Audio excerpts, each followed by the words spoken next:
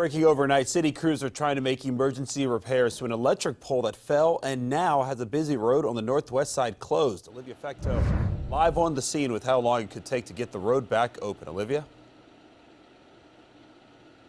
Hey, Matt, the good news this morning is that no one was hurt in the crash that took out a power pole, but this section of road is closed, and we want to show you why here from Sawmill Place Boulevard all the way down to Federated Boulevard. AEP is now fixing that power pole that was hit by that car, and we're told it could be closed until possibly lunchtime. Columbus police on the scene this morning tell me this all happened about 2:20 a.m. I spoke to a woman who was here on the scene a little while ago. She tells me her son was driving with her husband, and they were coming from a nearby McDonald's. She says her son took his eyes off the road for just a couple of seconds, and during that time he lost control of his pickup truck, hitting that pole. That truck was towed just a few moments ago.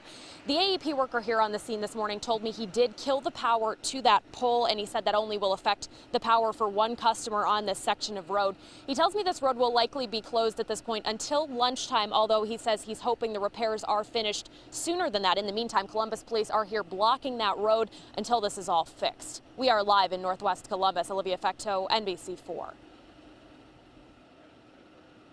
We're also going to take a look at some of the detours that drivers can use to get around this closure, Olivia. Again, this is happening on a very busy stretch of roadway, although it is a small stretch of roadway where the closure actually takes place. Dublin Granville Road is obviously highly traveled. So again, this is happening right between, as she said, Sawmill Place Boulevard and Federated Boulevard. So if you have to travel that way this morning, if you're coming from the west heading east, you can just turn up Sawmill Road, take Snoffer, and then get down on Linworth Road and then continue on Dublin Granville that way. And then if you're coming from the east heading west, just reverse those directions. You should be able to get around that just fine. Now you can also, depending on how you need to get around town and what you need to do, just take the outer belt to avoid that area entirely. Again, we're expecting to see delays and some congestion in this area as they work to clear that up this morning. Could last well through the morning rush hour, so we're going to keep an eye on it, and we'll give you another update coming up at 5. Matt? All right, Jennifer, thank you. Now back to that breaking news where the